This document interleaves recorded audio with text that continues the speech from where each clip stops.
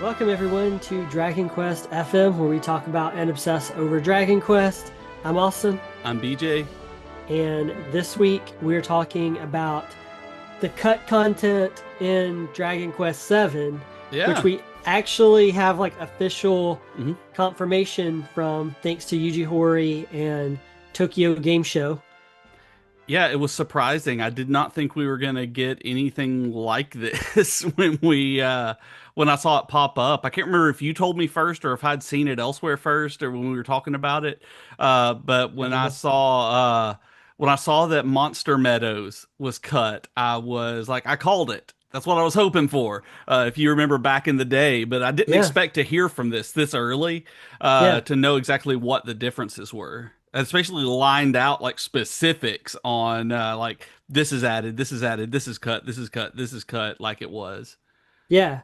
Um that was cool to see. Also, we got confirmation about what new stuff is in. hmm That's less extensive, but I did want to at least bring it up here initially Yeah. because we had questions a while back. People were asking us oh, this is Dragon Lord, here. Oh, this is so and so hmm here, and they did confirm that that is the arena, which is kind of what I assumed it was going to be in. But they Yeah. did say that yes, there's the arena, and that's where you're going to fight basically like past bosses, I hmm guess, from the game, which is pretty cool. It does seem like most of the cut content is related to mini games, though, Yeah, which which I'm I, okay with. yeah, Like I would much rather have mini games cut that I don't spend a lot of time with than major parts of the narrative or set piece towns and things like that. yeah, I could, I understand that aspect of it. I also like,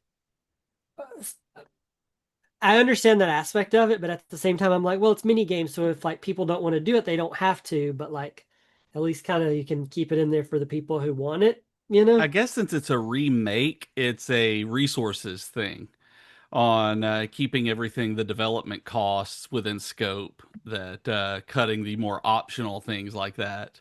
Yeah. And one of the things that was cut that I was surprised at was actually the casino. That the casino getting cut surprised me, but I also don't do the casinos. Like I never spend time in the casinos in DQ games. So I've That seen people kind of upset that it's gone. I think that's a ratings thing because they Oh, ruled since DQ11 came out, they've ruled, that like anything with gambling, even like simulated gambling is like 18 and up. That's why Pokemon, it took out like the casino stuff I did from like not. its No. games and stuff. Yeah, and so um I know it's in some Asian countries. I believe it's in Europe and um I'm not sure where the United States landed on it, but yeah, Wow. No, I I hadn't I think somehow. that's why. I think that's why. Even though loot boxes apparently don't matter. Loot boxes are like pulling characters in Genshin Impact. Yeah. Nope, doesn't matter. But heaven forbid you go into like a slime casino and play a slot machine for not real money. For in-game gold rather than anything that you can buy with real money. Yeah. But yeah, it apparently Wow. like boosts up the rating. So I think that is probably why that one was removed. Whenever I saw that Casino was removed, I was like, oh, that's to appease the ratings boards. That's specifically it. You're right. Like that would be it. Like because it surprised me it was taken out, but at the same time, that's kind of the same way as you initially was like, well, it's optional. So I mean, I guess it's a mini game that, they could have left in, but it's not a big deal for it to be gone, but that makes sense why it would be. I didn't even realize that it was ratings thing. Yeah. They also said that going back to added content really quickly because there's not a lot of it, but they did Right. say they're adding in like a scenario of like childhood hero and hmm Maribel. So we're gonna get an added scenario there, and that also stuff that islands and towns that are not related to the main story, hmm you can go and do it anytime rather than having to get through them, which I think is probably going to be the real key to streamlining it because Yes. there is a lot of kind of like ancillary towns and hmm content in that game that you kind of have to get through in order to find like fragments to go to islands that actually matter. Yep. And so I think that's where most of the streamlining is coming in because the cut content doesn't seem to streamline much. So I think Right. that's where it's coming from. I think that's it. That streamlining any of that stuff away because those are the kind of things that made it feel trudging Hmm. whenever you're playing through it. Because, like you said, I think you put it really well when you said that you get through it. That it's not something that you're necessarily spending a lot of emotional time with. That you're not necessarily connecting to it. That there's nothing terribly special about it. They're just there, and Hmm. they're more gameplay, sure, but it's I think that it's fine to streamline those into in a way that you can either do them or not.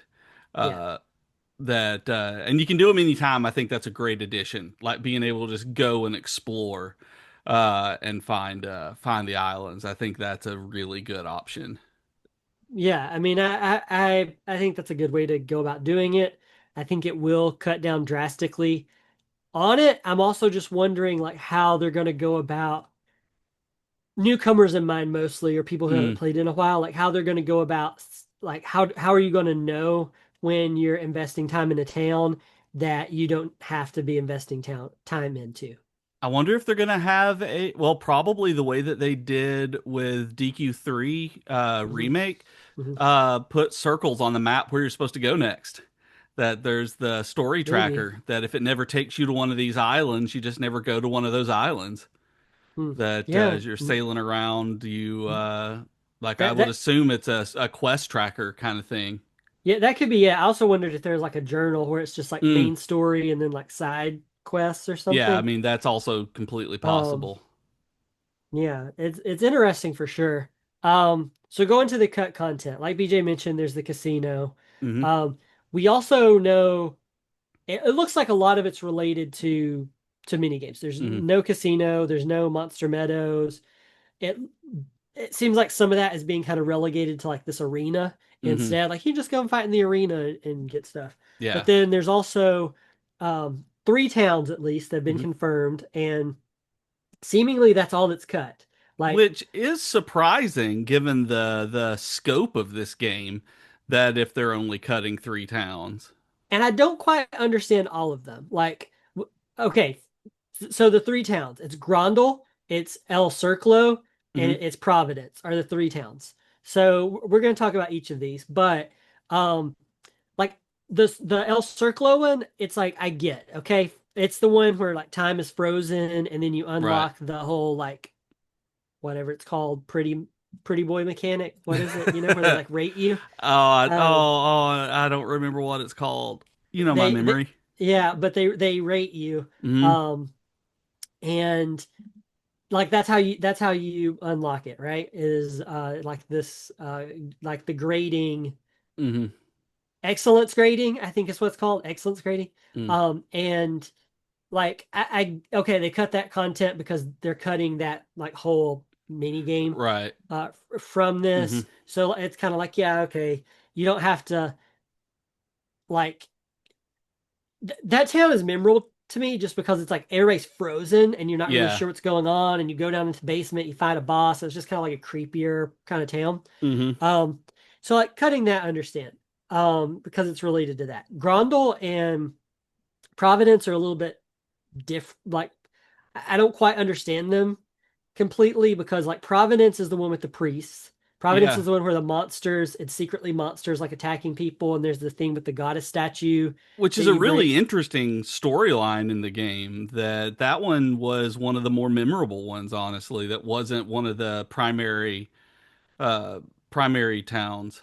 Yeah, so I'm not 100% sure the reasoning behind cutting that one because I don't especially remember anything being like tied to it. Like there's no mini game tied to it that Hmm. I can think of, or like game mechanic, I guess I should say. And it's kind of like, yeah, it's I guess maybe not super important to the main story, but it's also kind of like It's I don't, it's just it's it's weird. It's cool. like why can't Uh, that just be one of the optional towns you go to? yeah. Like why bother cutting it, I I guess. mean, I don't know, maybe there's some sort of internal metrics that they use for, original, what they need for original art assets, that kind of thing, since they're remaking everything. There could I be don't know. any number of logistical reasons why that's going on. So I don't know. That one is one of the more memorable parts of the game, though, that I don't remember the excellence grading nearly as well as I do the priest being monsters. Yeah, I mean the excellence grading stuff, like I never do that kind of mechanic that's in games. I never bother going to do that. Like in Pokemon, they have like the Mm-mm. you get ribbons, for your Pokemon if your Yeah. Pokemon looks pretty or have a good Yeah, stat. And never. I'm just like, I don't care. Yeah. It's like whatever. Um, so like that I understand. And like the other one is like Immigrant Town. Like there's no like town building Yeah. in this one. And I'm kind of like, okay, I guess that makes sense. We just played DQ3 Remake, which has it, and I Right. know traditionally like a lot of DQ games have it, but at the same time, it's kind of like okay, yeah, that one's probably not all that necessary. Right. Um, Grondel at first, I was like, that's a weird one to cut because it's the one where you go, it's like an elf town, and you go to like the Ig tree, and there's like the Ig roots and stuff. The town is cursed, Oh, and yeah. once you do that, in the present, it becomes the world tree. And so it kind of has like some cool like lore repercussions here. Yeah. But in the time since you and I were talking about this, like, oh, they Mhm. cut content, I've been kind of like going through my brain, like different scenarios here. And I actually think it might be because in that one, once you progress all the way through it, you get like the Yggdrasil dew, right? Mhm. And the whole point of doing that town is that it unlocks that mechanic, Yggdrasil do. If you Mhm. don't have any in your inventory, you can go and get one. You Yeah. can use it, and then you can go back to Go town. back And and if you don't grab have it. one, you get another one. And so I think they're probably just doing away with that. Yeah, it may just be you can get this item. Yeah. That you don't have to complete all of that, which is neat and memorable and all, yes. But yeah, like you said, they could just be straight up removing that element of it. Yeah, that's my theory at least for why they're removing that part is they just that whole mechanic of like, oh, you only have one Hmm. in your inventory and you have to constantly be going back. It's kind of like a outdated mechanic That's what I was now. about to say. That doesn't really line up with modern RPGs with what people want to do. We don't want to trudge back and forth to places as much anymore. Even with fast travel, even if you can fast travel and zoom back, that people still find it. I'm people, very boring, honestly, and tedious. Yeah. So that's my theory at least. I mean, nobody listen to this and take it as gospel by any Yeah, means because I but don't it know, makes but sense.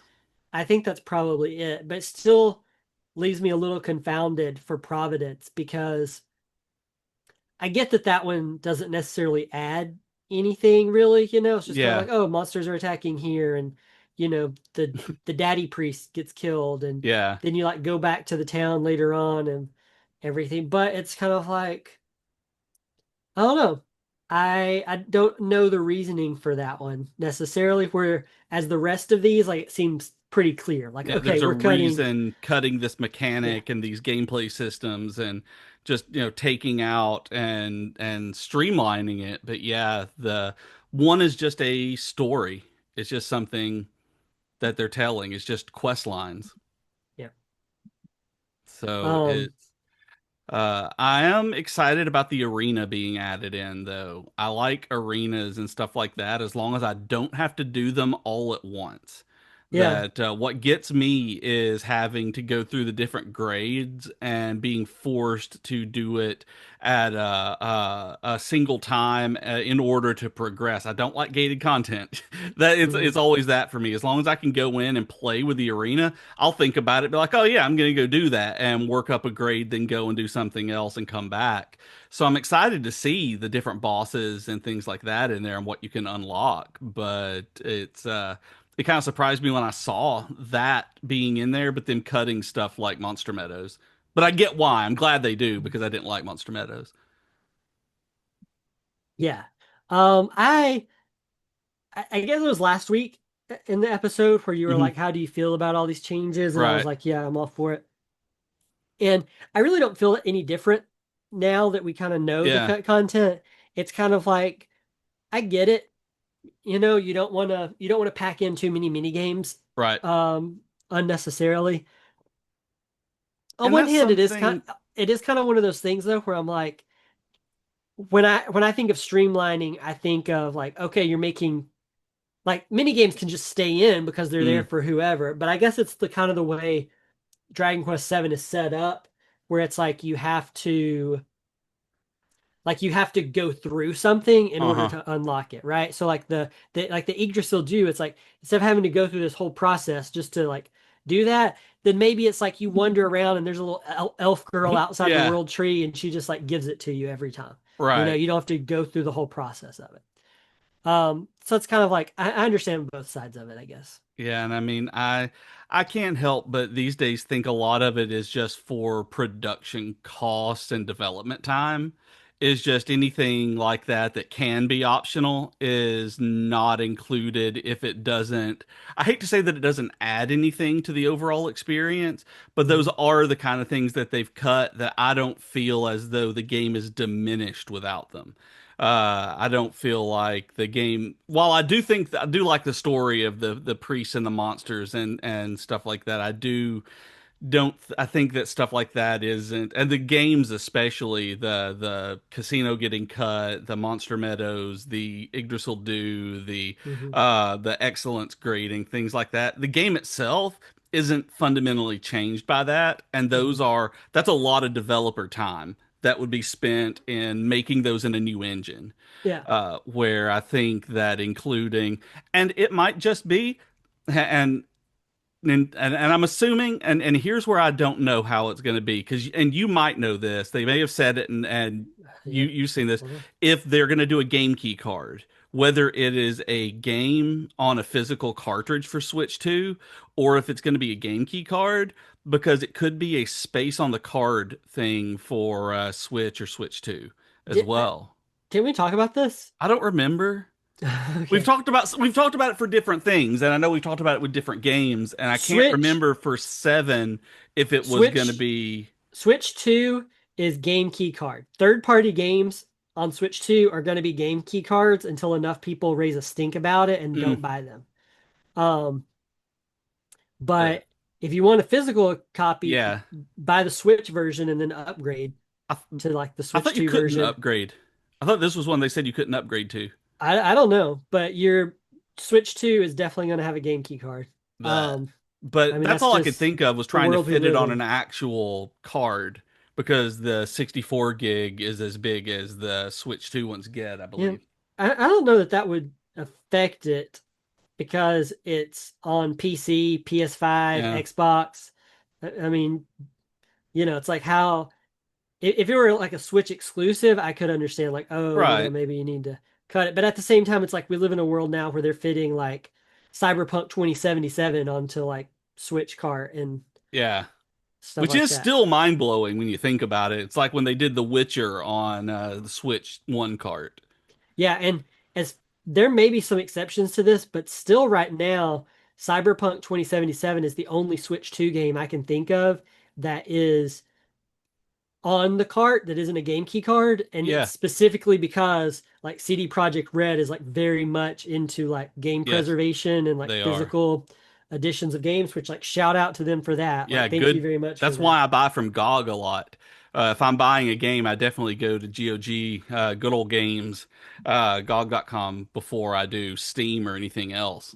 I much prefer being able to always download my content and keep it. So, So like Cyberpunk 2077 is on an actual cart yeah. if you were to buy that. Other Switch 2 games that are made by third parties, I Mm, can't think of any that are not game key cards. For a hate lot it. of first party games still are, like Mario Kart Yep. World and Mario Donkey Kart Kong World Bonanza. is, and I But hate yeah, it. But yeah, so that goes my there goes my only like real idea on why it could have been specifically. So I don't know. yeah.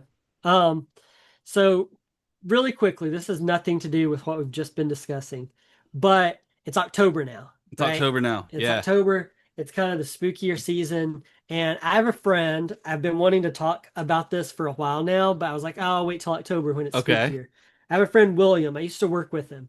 Really great guy. He does this thing where he makes like horror mixtapes, okay? Where he like takes Oh, like cool. horror movie clips and puts them in. I've seen like some really like indie short films, really good indie short films from him thanks to Yeah. this. And anyway, he has a new one that's like Goosebumps um right here that I wanted Yeah, like that. There, I can see it now. to show Halloween off. Horror Mixtape 2025. The Good I Time Boys. I wanted to go ahead and watch it. I got it recently. I wanted to go ahead and watch it because it looked like Goosebumps and it looked all Yeah. cool. Um, and I was waiting till it got to be October. But So he shout sent me out to like a William cool for that. Yeah. yeah, he sent me he's got like his own packaging now. So he Wow. sent me this. He has like a website he buys where you can buy this stuff too. I think it's goodtimeboys.com. He started That is an unfortunate URL for the something for the family. goodtimeboys.com. Yeah, it doesn't it but yeah, anyway, he wrote like he does like he did creative That's writing stuff this time, and there's like original stories in wow. here that he wrote, and there's like I anyway, love zines. I read this like immediately. Yeah, It's very good. And then I was kind of like, okay, reel it in, Austin, about watching the next one because right. I was like, hey, I was on, I was like, we were down in the Keys and we are in Tennessee. I was like Yeah, traveling a lot, and I was like, you know what? I'm gonna wait till October 1st. And so I plan on watching this actually tonight. It's October 1st when we're recording this. I right. plan on watching this one tonight. But this is not like a paid promotion or anything at all. But he's so talented at just like the artistic side of it. I mean, just like everything is I so well really done. love the cover art on that one on the actual DVD or Blu-ray or whichever it is. I really like the cover art on the case that reminds me a lot of like Gravity Falls, that kind of creepy, spooky horror type stuff. Yeah. I've this is one that's like animated horror Nice. stuff. I have volume one already, and it's really good. Um, and then so this is number two. It also he has a really great sense of humor, so there's lots of kind of funny humor stuff Nice. in these, like you'll smile and everything. But I've seen some really cool ones. The one that he sent me last year for Halloween, um, had one of my favorite shorts that I'd ever seen on it. Oh wow. And also, I made the mistake of watching it when I was home alone at night when Grace was working last year and got really, really freaked out. There was like a short film in there where it was kind of like POV, like cop camera was the Yeah, gimmick, and you walked into the house and there was like a creepy ghost lady in the house. And it was just I got a little unsettled that's um awesome. It from does. that one. You do get unsettled, and it takes really quality stuff to unsettle you, though. It's like you're not a skeptic and you're not a cynic, but it takes a little bit for you to like get that level of buy-in. So I'm impressed. Yeah, so all of this is to say that William is just like a fantastic human being. I just want more people to like support his work. So I wanted to bring it up. It's thegoodtimeboys.com. Check it out. It is like not for kids, obviously. But or at least if there's stuff for kids, I don't know about it. It's all horror stuff. Um, but like check it out for real. I just wanted to give him a shout out because That's he's really awesome. awesome, really nice person, and he does really great creative work. And more people should buy his stuff for sure. Yep, for sure. At goodtimeboys.com. I like Thegoodtimeboys.com. thegoodtimeboys.com. That's important, I feel. That Probably. that that we get that one correct. Probably. Thegoodtimeboys.com. Probably, yeah. And anyway, William did not ask me to do this. I'm gonna shoot him a link once this episode is up. Yeah, Be like, definitely hey, do that because it looks really cool. I look it forward is. to hearing what all was on what on the Halloween horror. And yeah, and he really is. I mean, he is one of the best human beings I've ever worked with in my life. Aw. Um, so and I've worked with some really good human beings. I mean, I worked with you before. And I Aw. would include you on that list. But like really, he I promise I'm gonna shut up in a second. He sent us a Christmas card last year, and it's him and his family dressed in like 80s windbreakers Nice. as their Christmas photo. Anyway, just humor always on point. Makes my Nice. day all the time. So y'all go check it out for sure. Yep, go check that out, y'all. All right, so Dragon Questy stuff. Um, I will say here, I know we're going to be wrapping up soon, but I will say that with the releases like that we're getting right now, with one and two coming out at the end of this month, y'all, we're like here, we Oh made it God, to it October now. is. Yeah, we made it.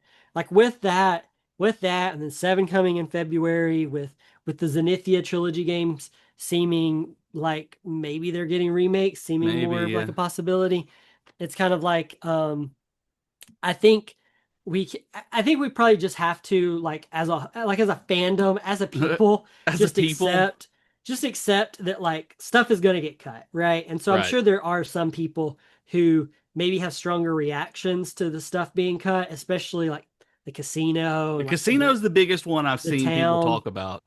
Yeah, even the town building. I mean, that's kind of like an iconic Hmm. kind of thing that's added into so many Dragon Quest games, but I think you kind of just have to take it with the idea that these are, yes, they're remakes of games like you love, but they're going to change in some way. And I think you just kind of have to accept Yeah. that. And I mean, I don't think these games are going to be inferior because of it. Mm-mm. I know some people really complained about the 3DS version of DQ7, and I'm sure people are going to really complain about this new version of DQ7.